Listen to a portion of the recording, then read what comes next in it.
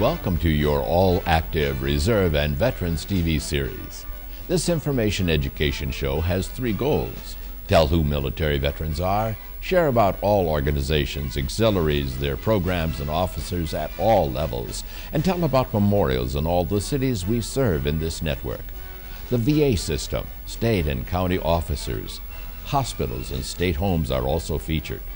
Please do check out our websites, share your program ideas and concerns via the contact information on the show.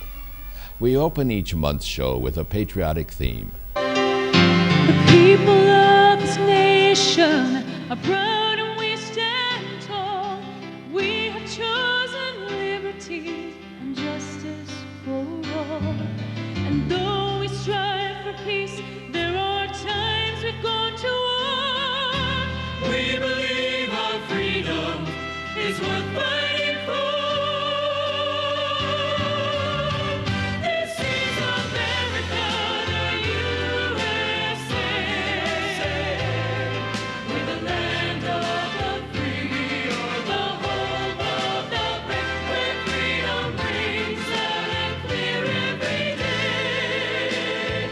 This is America, the USA. Thank you for joining us for program number 136 of Vets Visits on TV. This is my co-host. I'm Brad Lindsay, Olmsted County Veteran Services. And I'm Jerry Barnhart, the founder-producer of the program.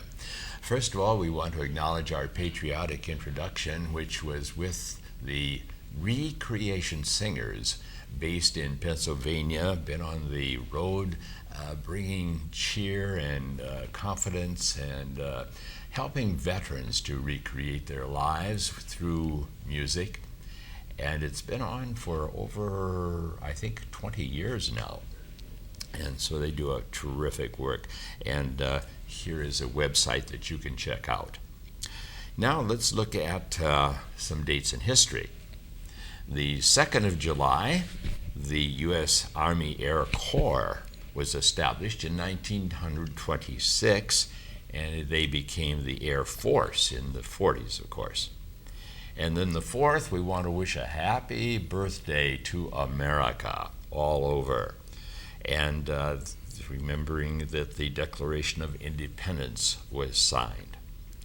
The 26th of this month, the Korean War ended in 1953, and the 28th, World War I began in 1914 as Wilhelm Kaiser led the German forces all over Europe. And then, of course, America was eventually involved. Now, Brad, will you share with us our first feature? Certainly. Probably the first of all youth programs sponsored by a veterans organization was American Legion Baseball. It began in the Midwest, and Jerry recalls playing Little League in the late 1930s in Aberdeen, South Dakota. In Rochester, Minnesota, 4 separate teams are organized, but for years, only one has received support from Legion Post 92. In late 2007, that policy was changed, so all 4 teams are assisted. Jerry was at a January fundraiser at the Post home and talks with then Commander Reed Oberly. Captions will identify other participants, so with the season begun, let's play ball. Wayne Rorish. Wayne Rorish.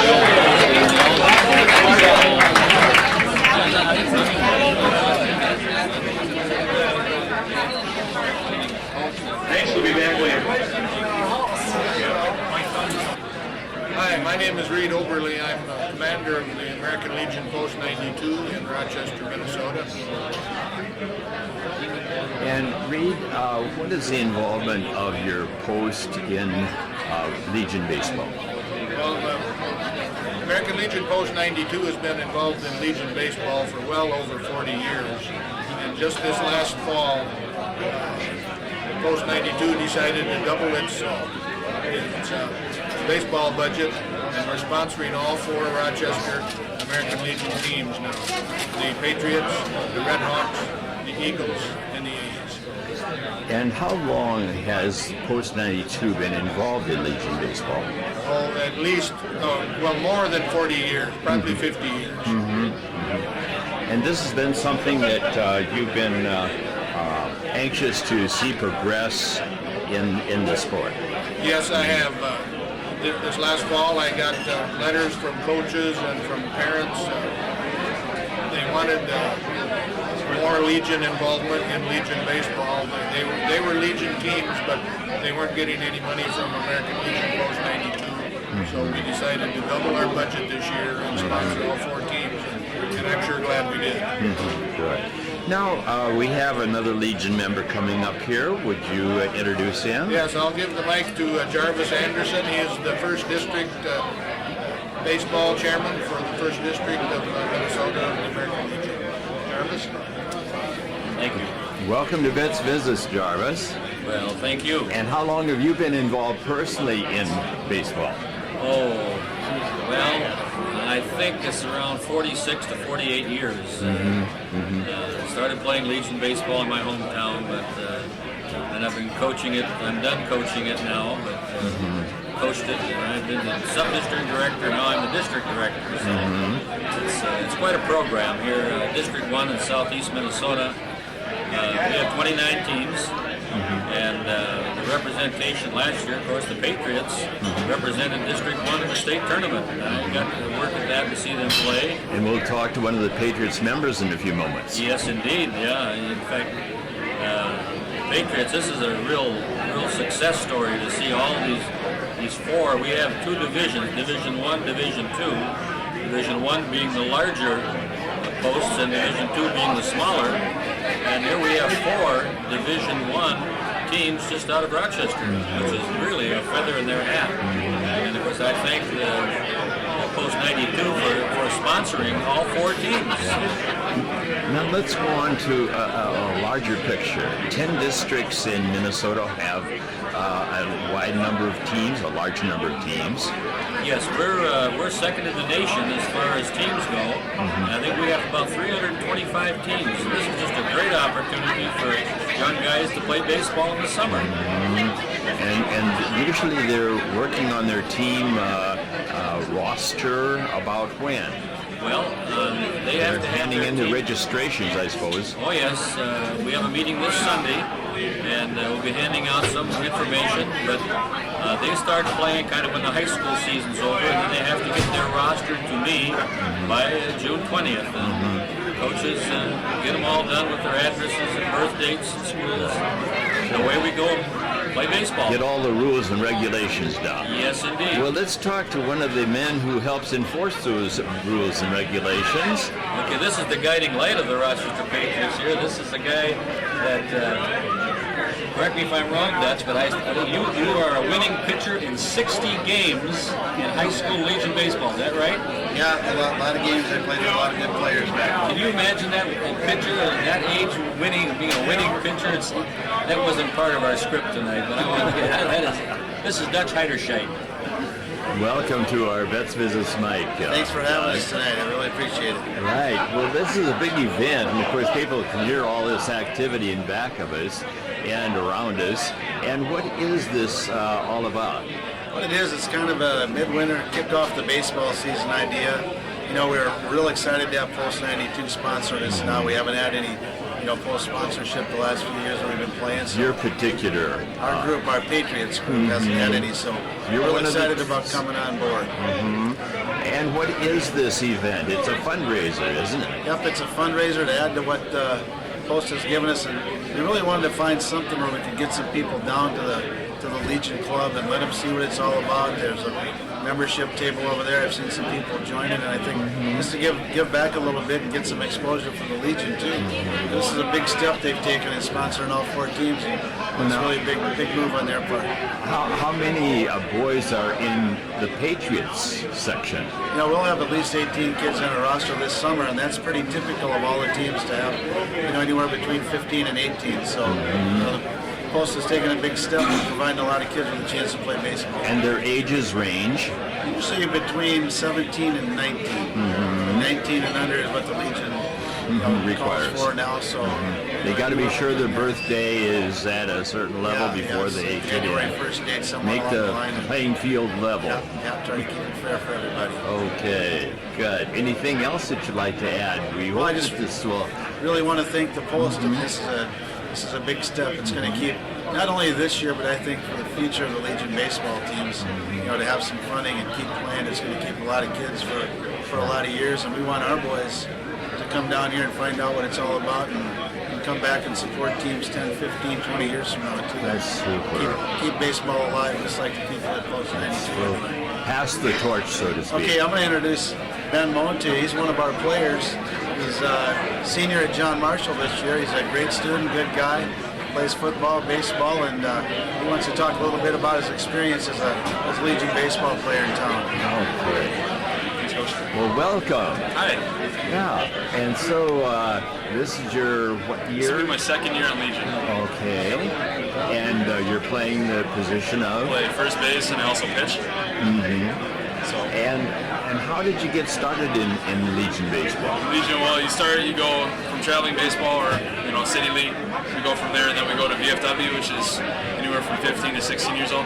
That's usually 9th and 10th grade in high school, and then you go junior to senior in high school. You go and play Legion. So Okay. It's kind a of the- it's the progressive summer league. situation.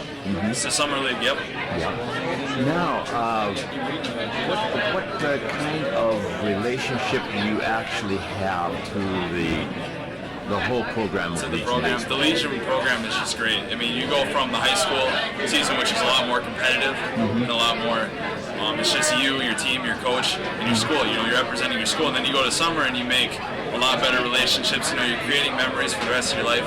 You're going on and you're just having fun during the summer. You don't have to go to school. That's the best part. And then you go to, you bum around all day, and then you go to baseball practice. It's great.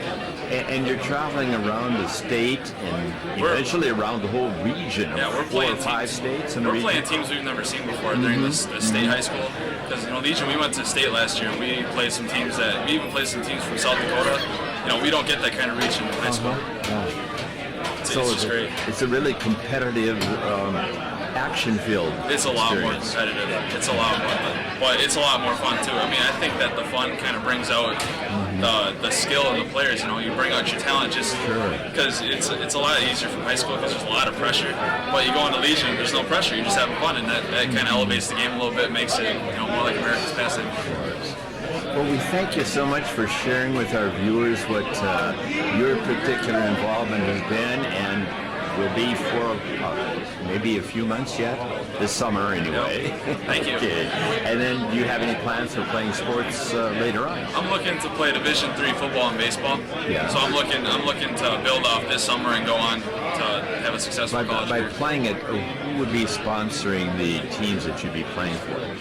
For in college, Yes. I would be playing for the college teams, and then I don't know what I would do during the summer. Okay. Because after my freshman year, I wouldn't be able to come back to Legion, which is sad because I love Legion. We do know that there are a lot of Legion players who've gone on to professional There are status. just in Rochester, Michael Restovich. He went on from the A's. He went on to play for a couple major league teams. It's just Rochester team. And we have what is it called? The Honkers are a The Hawkers are a semi-pro team. No, they're not. Semi-pro. I'm sorry. It's an amateur program.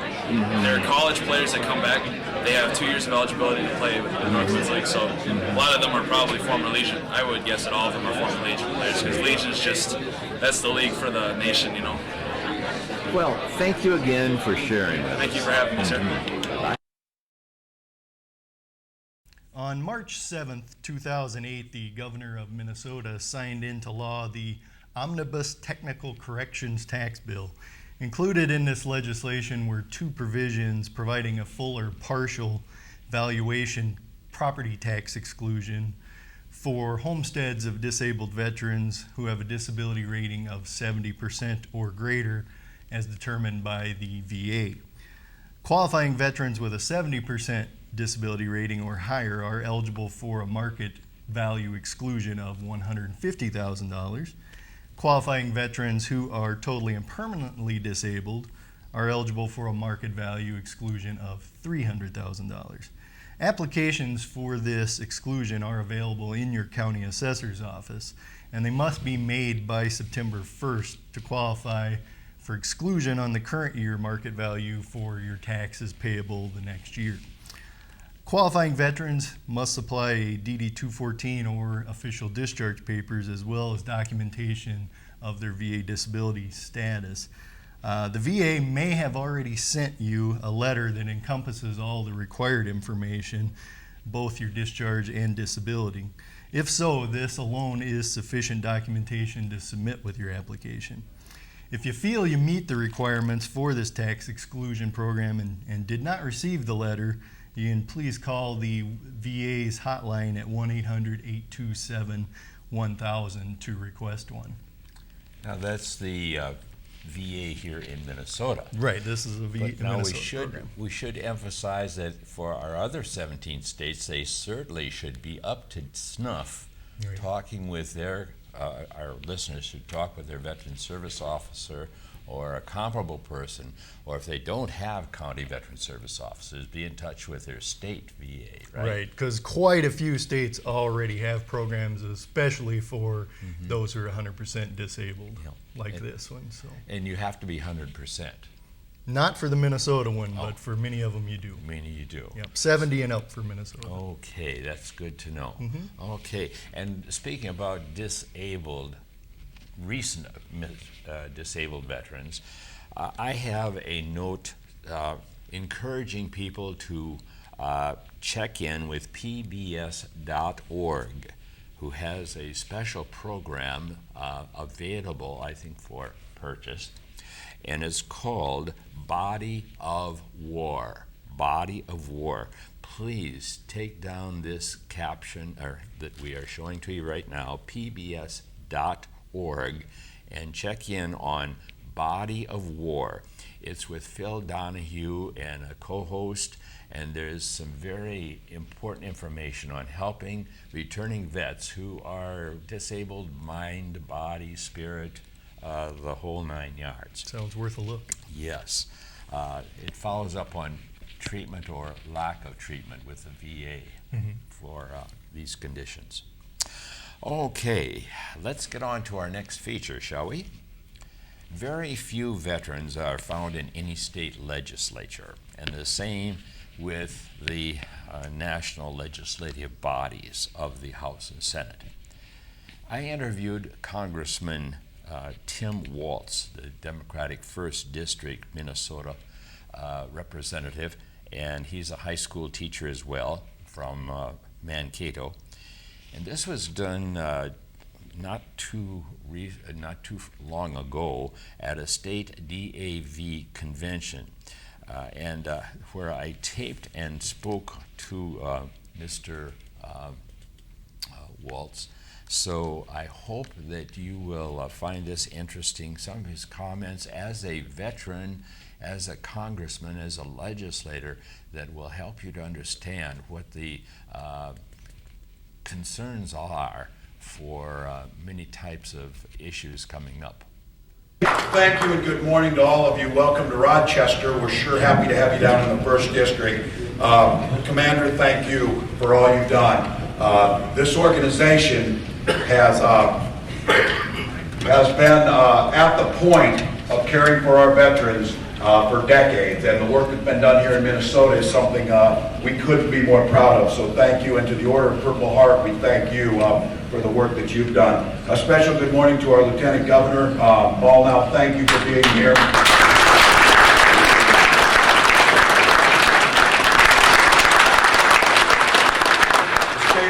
Minnesota stands head and shoulders above everyone else in this, and there's the leadership here from Governor Pawlenty's administration, General Shelito, and our state legislators on the term of caring for our veterans and doing what's right for them has been unquestioned here, and this is an issue in the state of Minnesota that transcends all politics, and they've got it right, so I congratulate both of them, and I thank you as a veteran for the work you've done. It's been fantastic. It's a true privilege and an honor for me to stand in front of this group. I can tell you with total sincerity, there is not a group of Americans that I would be more proud to speak in front of. The people in this room that gave the sacrifice that you have given in support of this nation, in defense of this nation, and then it didn't end with what you gave. It didn't end with you willing to put everything on the line and your family willing to put everything on the line. You came back, and for decades, people in this room have spent decades fighting for the care of our veterans, and for that I can't tell you how appreciative I am, because I can tell you there is, as I said, no stronger voice, no moral voice, and no more effective voice than this group that sits in this room today. So I thank you for the chance to speak in front of you. We've made progress on the fronts of caring for our veterans, but the people in this room know this is a zero-sum proposition. As we always say, we'll leave no soldier on the battlefield. We can leave no veteran behind. Every single one of our warriors that sacrifice for this nation and their families that sacrifice for this nation deserve all of the care that this nation can provide. And we've known in the past we've made strides and then we've slid back. We've made areas where it was difficult for our veterans to access the system, and we've made it difficult for them to get the benefits they've earned. It's not a lottery situation. We're not handing them out freebies. We're saying thank you from a grateful nation for the sacrifices that you made to provide for the security of this country. It's a moral responsibility that we provide those things. But everybody in this room knows it's also a national security priority. If we can't keep faith with the past veterans that have served this nation, how do we expect our young people to say, stand up, take that oath of allegiance to this country, and do what we ask of them? They must see us honoring those commitments. They must understand that when they serve this nation, we will serve them, not for the time they're just in uniform, but for the rest of their lives and along with their families. So I thank this organization for making that abundantly clear and for publishing a document that is the gold standard on how we should do that. The independent budget, as it deals with our priorities in Washington, is absolutely the gold standard. When we budget in Washington, it is about prioritizing, but it's more than a fiscal document. It's a moral document that reflects this nation's values. And there is not a single constituent of mine in the 1st District who has ever told me, balance the budget on the backs of veterans.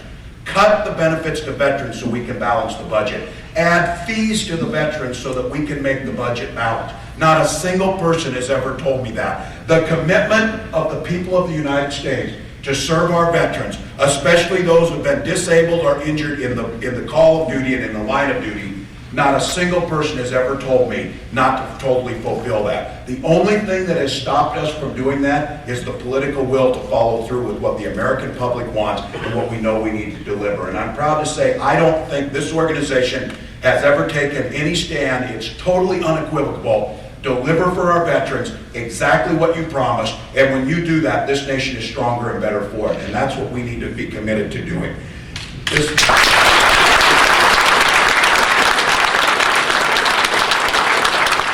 Last year, and when I say we, it's all of us. It's the millions of veterans who participated in the independent budget. It's those that took time out of their lives to come to places like Rochester, to gather as a state, to put a strong voice to their elected officials and tell them this is what we want to do. That voice was heard. Last year at the federal level, we delivered the single largest increase in veterans' health care benefits in the 77-year history of the VA. That's an accomplishment that you need to be proud of. That's an accomplishment that would not happen if your voice had not been there, because trust me on this. These people in this room, as they come to see me in Washington and advocate for our veterans, it's a noisy place. There are 35,000 people that make their living by coming and tell me where we should spend your money. They're paid well to come in there and lobby for where it should be. This is a group of citizens and veterans that know the right way to spend that money is first and foremost to prioritize this nation's national security and pay the debt that is owed to our veterans. So I thank you for having a voice that drowns out 35,000 highly paid lobbyists. Your moral authority takes that over. We made progress.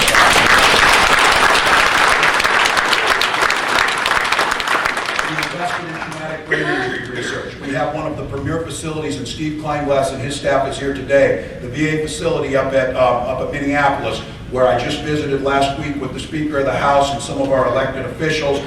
We have Commissioner Dyrud here who's there and making sure that the delivery and the seamless delivery of services from the Department of Defense as a soldier, a sailor, a Marine, or an airman moves into the VA system must be as seamless and as smooth as possible. And that facility up in Minneapolis is leading the way in that. And the care that they're delivering is simply not just the best in the VA. It's probably not just the best in the country. It is probably the most specific research and care given to the types of injuries our veterans sustain of any place in the world. And for that, I thank those people who have dedicated their lives to this.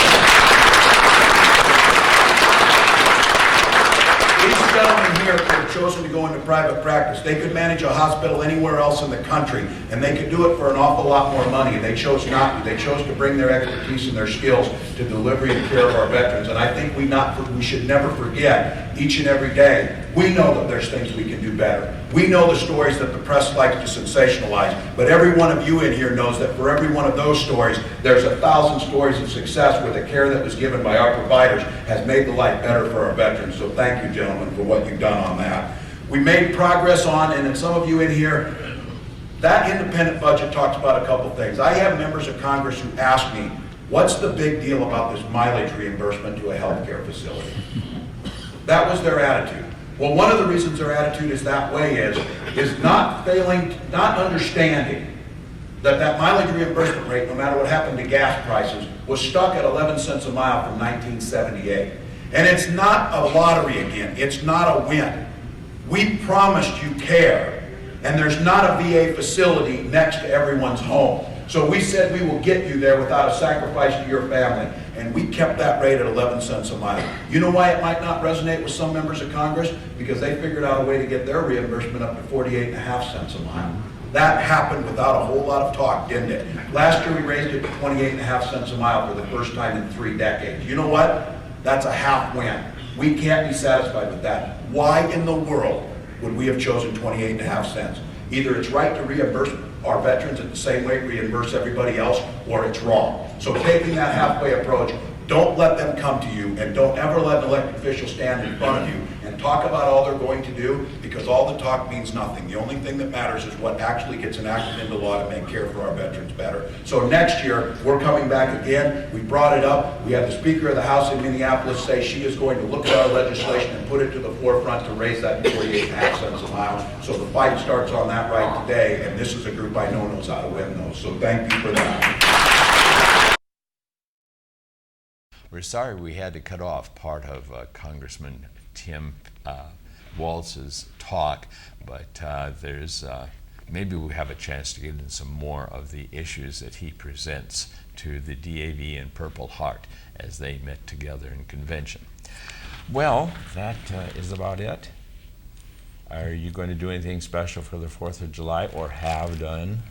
I don't think so, Jerry. Just stay around home. Okay, that's safe. Barbecue. With the price of gas. Yeah, I can't afford to go anywhere. Thank you so much for joining us today. I hope that you'll spread the word around among your veteran friends and others, of course, about what we're doing here on the program. And tune us in next time when we come to you again with Vets Visits on TV.